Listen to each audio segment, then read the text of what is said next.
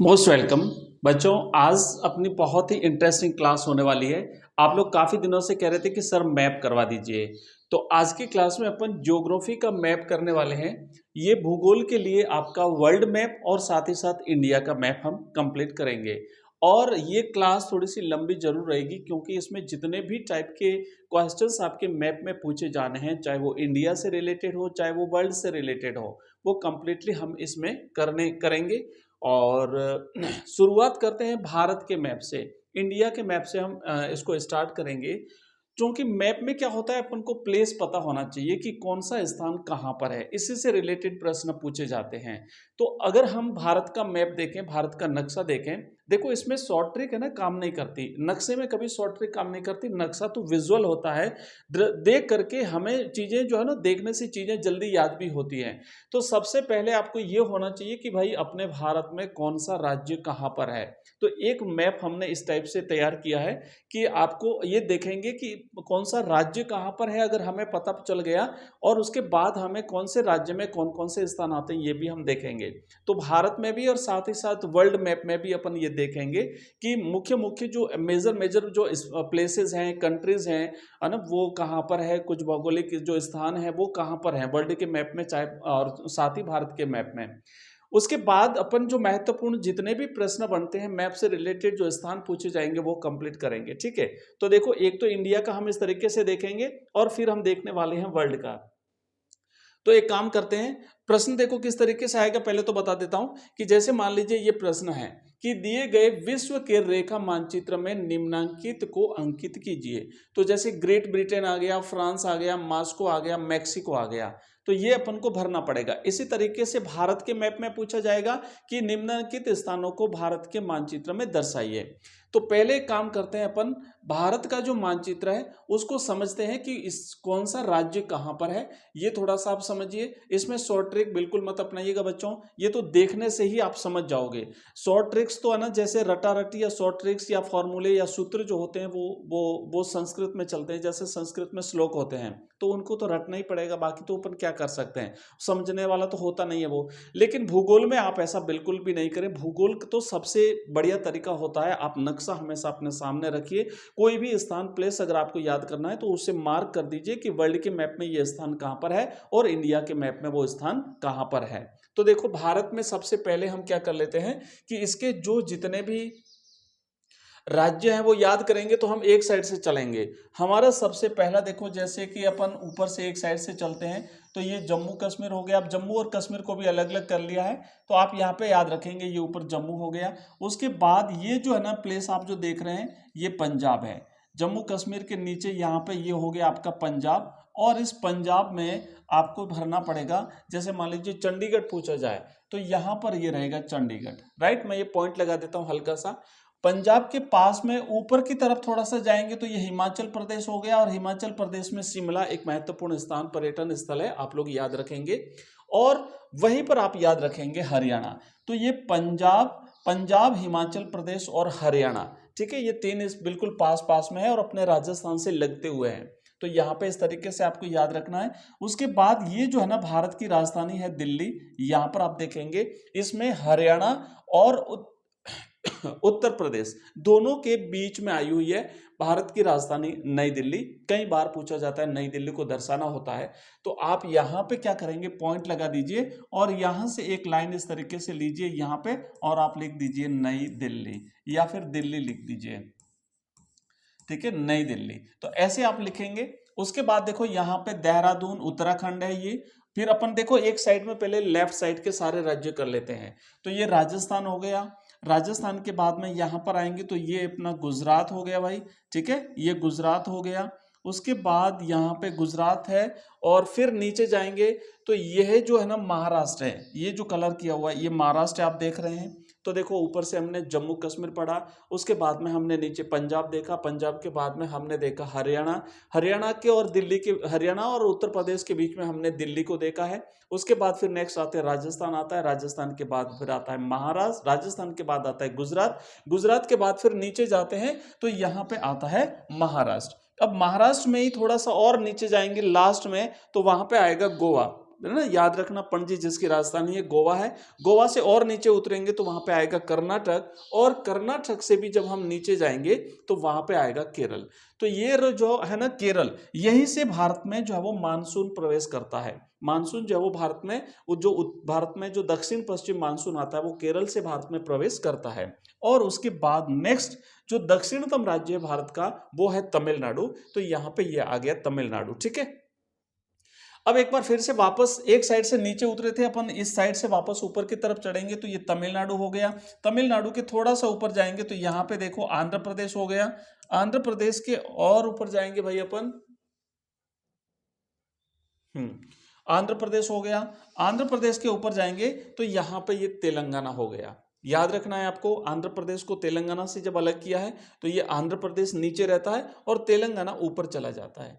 तेलंगाना के बाद में यहीं पर जो है हमने देखा था कि जो महाराष्ट्र है, इस महाराष्ट्र के और मध्य प्रदेश के साइड में जो है ना, दोनों के साइड में रहेगा यहाँ पे छत्तीसगढ़, जो मध्य प्रदेश से अलग होकर एक राज्य बना था, और महाराष्ट्र से ऊपर मध्य प्रदेश है। फिर इसी साइड में यहाँ पे उड़ीसा है, और फिर यहाँ पे देखो झारखंड है, पश्चिम बंगाल है,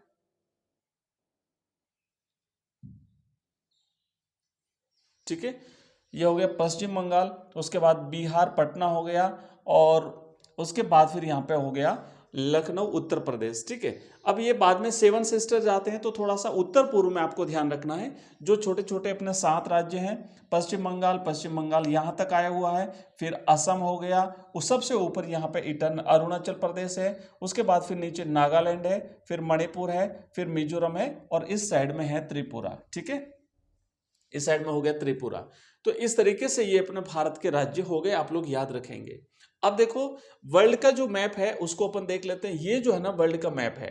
चलो पहले थोड़ा सा अपन इस टाइप का इस खाके को देख लेते हैं। अगर आपको इसमें खास खास जो महाद्वीप है वो याद करिए।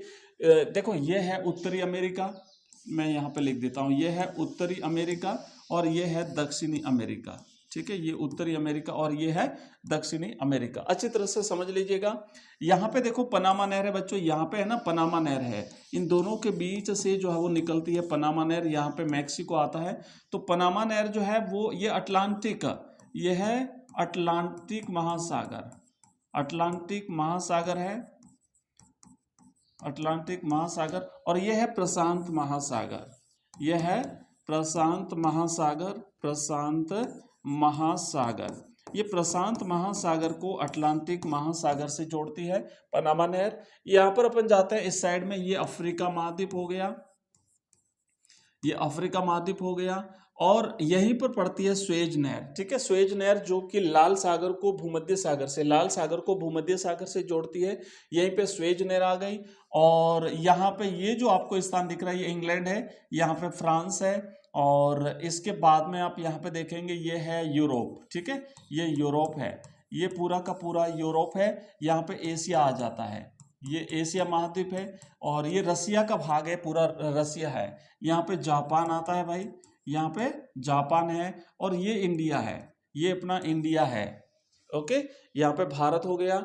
और यहाँ पे ये ऑस्ट्रेलिया आता है, ऑस्ट्रेलिया जिसे ओशनिया भी कहते हैं, ऑस्ट्रेलिया।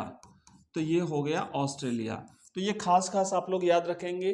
प्रशांत महासागर इधर भी है, ये भी है प्रशांत महासागर, ठीक है, प्रशांत महासागर। और ये हो गया हिंद महासागर, ये हिंद महासागर हो गया।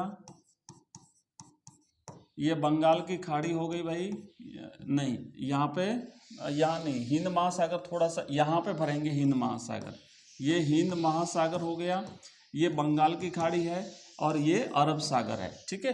बीच में भारत आया हुआ है। इसके बाद में अपन ने देख लिया भाई ये अटलांटिक महासागर हो गया। तो इस तरीके से ये खास खास स्थान जो है वो हमने भर दिए हैं। अब इसमें जहां जहां स्थान पूछे जाएंगे वैसे वैसे अपन भरते जाएंगे। चलिए एक एक करके देख लेते हैं। सबसे पहला प्रश्न क्या पूछा है कि दिए गए विश्व के रेखा मानचित्र में निम्नांकित स्थानों को अंकित करना है। तो पहला है ग्रेट ब्रिटेन, और दूसरा है फ्रांस, फिर है मॉस्को, और तीसरा है मैक्सिको। अब आपसे एक प्रश्न रहेगा कि हमने जब पढ़ा था ना, तो ब्रिटेन और फ्रांस के बीच में एक कैनाल निकलती है उस टनल जिसे हम कहते हैं, उस टनल का नाम क्या ये बताना है। देखो ऑब्जेक्टिव टाइप की हमने जब क्लास में चलती थी तो वहां पे किया था। इंपोर्टेंट प्रश्न आप मुझे बताएंगे, ब्रिटेन और फ्रांस के बीच में जो टनल निकलती है उस टनल का नाम आपको बताना है, ये आपका होमवर्क है। अब देखो ये है ब्रिटेन, ये जो है ना ये टापू होते हैं, छोटे छोटे टापुओं को मिला करके 4 टापू हैं टोटल, 3-4 टापुओं को मिला करके ग्रेट ब्रिटेन बनता है। और इसी के पास में यहाँ पर है फ्रांस है, और इस फ्रांस और इस इंग्लैंड को जोड़ने वाली एक टनल है। तो यहाँ पे आप फ्रांस भरेंगे, ये पूरा यूरोप है, ये यूरोप के सारे देश हैं, छोटे छोटे काफी बहुत सारे देश हैं, ठीक है। अब यहाँ पे रूस जो है ना, रूस में यहाँ पे मास्को है यहाँ पे याद रखिएगा, ये मास्को हो गया। यहाँ पे मैक्सिको है, ये हो गया मैक्सिको, ये वर्ल्ड का मैप है। तो आप देख सकते हैं कि भाई हमें ग्रेट ब्रिटेन भरना है, ये भर दिया यहाँ पे टापू वाला स्थान। उसके बाद में हमें फ्रांस भरना था, ये फ्रांस यहाँ पे हो गया। उसके बाद मास्को भरना था, ये मास्को यहाँ पे हो गया। थोड़ा सा ध्यान से समझेंगे ना तो सारा मैप आपका क्लियर हो जाएगा, आज ही याद हो जाएगा, दोबारा आपको कहीं भी कुछ भी पढ़ने की आवश्यकता नहीं पड़ेगी, कुछ भी हम नहीं छोड़ेंगे, सब कुछ हम याद करने वाले हैं। चलिए, तो ये तो 4 स्थान हमने भर दिए। आगे बढ़ते हैं और एक और प्रश्न देखते हैं। नेक्स्ट प्रश्न आगे क्या लिखा हुआ है कि दिए गए भारत के रेखा मानचित्र में निम्नलिखित खनिज तेल उत्पादक क्षेत्रों को दर्शाइए। तो ये जो खनिज तेल के उत्पादक क्षेत्र हैं, जैसे मुंबई हाई, अंकलेश्वर, डिगबोई और कलोल। तो मुंबई हाई महाराष्ट्र में आपको याद होना चाहिए, अंकलेश्वर गुजरात में है, डिगबोई असम में है और कलोल भी गुजरात में है। तो ये स्थान हमें भरने हैं। अब कई बार क्या होता है कि एग्जैक्ट पॉइंट अगर आपको याद नहीं है तो आप लोग उस राज्य में थोड़ा बहुत ऊपर नीचे भी अगर भर देते हैं ना तो आपका राइट मान लिया जाएगा, ठीक है। बट राज्य आपको सही भरना पड़ेगा, अगर राज्य गलत भर दिया तो ठीक नहीं माना जाएगा, फिर वो गलत माना जाएगा। तो देखो सबसे पहले मुंबई हाई अगर हमें भरना है तो हम जाएंगे भाई महाराष्ट्र में, और महाराष्ट्र में समुद्र का जो किनारा है, समुद्र के अंदर जो है यहाँ पे है मुंबई हाई। तो यहाँ से भारत में तेल निकाला जाता है, तो ये मुंबई हाई हो गया। उसके बाद में जो दूसरा जो तेल क्षेत्र है वो है डिगबोई असम में, तो ये असम है, यहाँ पे आप भरेंगे, ठीक है। ये बाउंड्री है, याद रखना। ये भारत के जो 7 सिस्टर्स है ना, अभी अपने देखे थे, ठीक है। तो यहाँ पे जो है ना, हाँ, तो ये असम है और यहाँ पे आप भरेंगे डिगबोई, ओके। इसके बाद देखो हमें भरना था, गुजरात के 2 थे, एक था कलोल और दूसरा था अंकलेश्वर। तो नीचे भाग में महाराष्ट्र और गुजरात की बाउंड्री पर तो अंकलेश्वर है, और बीच में गुजरात के थोड़ा सा सेंटर से थोड़ा सा नीचे आएंगे, यहाँ पर जो है वो कलोल पड़ता है। तो ये हो गया कलोल, अंकलेश्वर, मुंबई हाई और डिगबोई। ये भारत के तेल के प्रमुख केंद्र हैं, तेल निकालने के उत्पादक केंद्र हैं भारत में, ओके। चलिए नेक्स्ट देख लेते हैं अगले कि भारत के दिए गए रेखा मानचित्र में निम्नलिखित अंतरराष्ट्रीय हवाई पत्तनों को दर्शाइए। अलग अलग टाइप के प्रश्न पूछे जाएंगे, विभिन्न जितने भी क्षेत्र हैं, चाहे वो हवाई क्षेत्र हो, खनिज उत्पादक हो, उद्योग से रिलेटेड हो, प्राचीन जो नगरों से रिलेटेड है, ऐसे प्रश्न पूछे जाएंगे। तो देखो हमें भरना है चेन्नई, फिर अमृतसर, फिर बेंगलुरु और तिरुवनंतपुरम।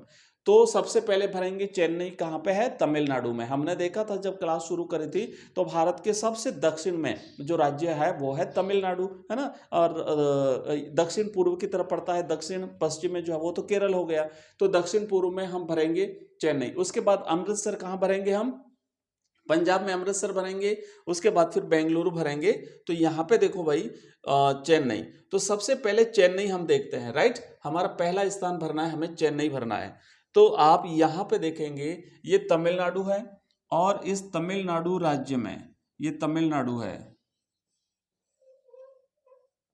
ये तमिलनाडु है, और इस तमिलनाडु में यहाँ पर चेन्नई है, ठीक है। ये चेन्नई हो गया, बिल्कुल समुद्र किनारे पर स्थित है।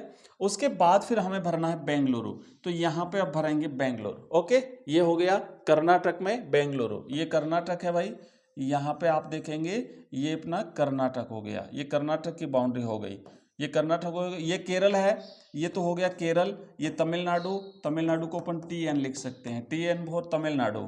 और ये हो गया कर्नाटक, बेंगलोर हो गया, ठीक है। ये हो गया अपना महाराष्ट्र, ओके। यहाँ पे हो गया फिर अपना आंध्र प्रदेश, ये हो गया तेलंगाना। तो ऐसे राज्यों को याद करेंगे तो आपका हो जाएगा। तो देखो बेंगलुरु हो गया, चेन्नई हो गया, और अब हमें भरना है तिरुवनंतपुरम। तो यहाँ पे देखो, यहाँ पे नीचे ये केरल में ना, यहाँ पे तिरुवनंतपुरम भरेंगे, बिल्कुल दक्षिण में आया हुआ है।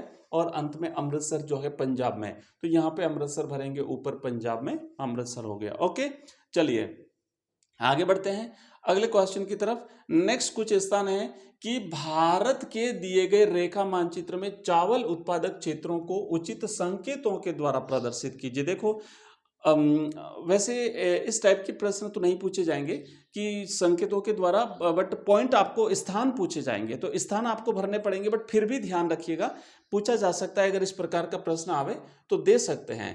तो यहाँ पे आप देखेंगे जैसे प्रमुख क्षेत्र जो हैं, तो ये जो खड़ी लाइन है वो तो चावल के प्रमुख क्षेत्र हैं, जहाँ जहाँ खड़ी लाइन है वो सारी। उसके बाद जो आड़ी लाइन है वो गौण चावल उत्पादक क्षेत्र है, और बिल्कुल जो खाली है वो है नगण्य चावल उत्पादक क्षेत्र। तो ये जो इधर वाला पूरा इलाका है, यहाँ का पूरा जो इलाका है यहाँ तक, ठीक है ना, यहाँ से लेके देखो ये पूरा का पूरा प्रमुख चावल उत्पादक राज्य है। ये मैं जो लाइन खींच रहा हूँ, इसके पूर्व का जो इलाका है, इसके पूर्व का जो इलाका है वो पूरा का पूरा चावल उत्पादक केंद्र है, ये पूरा यहाँ पर भी। ओके, अब इसके बाद गौण उत्पादक, तो ये बाकी जो बचा है ना, ये सारा ये गौण उत्पादक चावल है। यहाँ पे मैं कर देता हूँ इस लाइन से,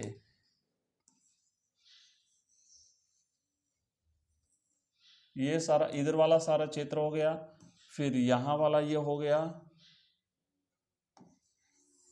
ये पूरा जो है वो, ठीक है, गौण उत्पादक। तो ये होगी चावल के, ठीक है। अब देखो आगे बढ़ते हैं, चलो नेक्स्ट क्वेश्चन की तरफ बढ़ते हैं। अगला प्रश्न क्या है कि दिए गए विश्व के रेखा मानचित्र में निम्नांकित को अंकित कीजिए। तो देखो निम्नांकित को अंकित करेंगे, क्या क्या है इसमें, है जर्मनी है भाई, ठीक है। उसके बाद है नाइजीरिया, टोक्यो और विशाखापट्टनम। तो जर्मनी सबसे पहले चलेंगे, यूरोप में आएगा। यहाँ पे देखो हमने ये भरना है अपना, ये जर्मनी होगा, इधर यहाँ पे जर्मनी हो गया। देखो हमने यहाँ पे भरा था ब्रिटेन, ये तो हो गया ब्रिटेन, ग्रेट ब्रिटेन। यहाँ पे हो गया फ्रांस, यहाँ पे हो गया जर्मनी, यहाँ हमने मास्को भरा था। ओके, ये हो गया। अब अपन को भरना है नाइजीरिया। तो नाइजीरिया जो है वो अफ्रीका महाद्वीप में पड़ता है, तो हम जाएंगे अफ्रीका में, और यहाँ पर जो है वो आप नाइजीरिया भर देंगे, ठीक है। ये हो गया नाइजीरिया। उसके बाद टोक्यो जापान में जाएंगे। तो टोक्यो जो है ना, ये जापान है, जापान भी टापू है, छोटे छोटे टापुओं का देश है, तो ये टोक्यो यहाँ पे जापान हो गया। और उसके बाद विशाखापट्टनम भारत में चलेंगे, और भारत में जो है वो आंध्र प्रदेश में अपन भरेंगे विशाखापट्टनम। तो यहाँ पे इंडिया में जो है वो यहाँ पे हो जाएगा अपना विशाखापट्टनम, ठीक है। ये स्थान आपको इस तरीके से दर्शाने हैं। आइए और आगे बढ़ते हैं। ध्यान रखना, एक बार खाली मैप लीजिए, और खाली मैप लेकर के जो जो स्थान यहाँ पर अपन देख रहे हैं ना, उनको पेंसिल से भरिए, और पेंसिल से भर के फिर मिटाइए। फिर दूसरे वापस जो आते हैं उनको फिर से पेंसिल से भरिए, भरना पड़ेगा, खाली देख लेने से काम नहीं चलेगा। एक बार आपको अपने खुद के हाथों से काम करना पड़ेगा, है ना। प्रैक्टिकली जब तक नहीं करेंगे तब तक चीज़ें याद नहीं रहेगी, खाली सुन लेने मात्र से कुछ नहीं होगा। इसलिए मार्केट में मिल जाएगा, 5 रुपये के 5 मैप मिल जाएंगे, 1 रुपये का 1 मैप मिल जाएगा, या 2 रुपये लेंगे तो आप ले आइए, 5-10 मैप ले आइए, और पेंसिल से उन्हें भरिए, मिटाइए, फिर भरिए। अभ्यास जरूर करना पड़ेगा, प्रैक्टिस जरूर करनी पड़ेगी। और ये तकरीबन 50 से ज़्यादा प्रश्न हमने यहाँ पे तैयार किए हैं, तो बिल्कुल बहुत ईजी रहेंगे आपके लिए। भारत के दिए गए रेखा मानचित्र में कपास और जूट उत्पादक क्षेत्रों को उचित जो है वो संकेतों से हमें दर्शाना है। तो देखो भाई कि ये जो क्रॉस वाली लाइनें हैं वो तो हैं अपने, क्रॉस वाली जो लाइनें हैं इस टाइप की, ये तो है कपास उत्पादक, और ऐसे तिरछे जो लाइनें की हुई है वो है जूट उत्पादक राज्य। तो ये जो है ना, ये पूरा ये कपास उत्पादक राज्य है, यहाँ पे कपास बहुत ज़्यादा होती है भाई। ये देखो भारत का पश्चिम बंगाल हो गया, और ये इलाका जो है असम का कुछ इलाका हो गया। उसके बाद यहाँ पे देखो उड़ीसा में भी यहाँ पे थोड़ा सा इलाका है, और बस। तो ये हो गया अपना।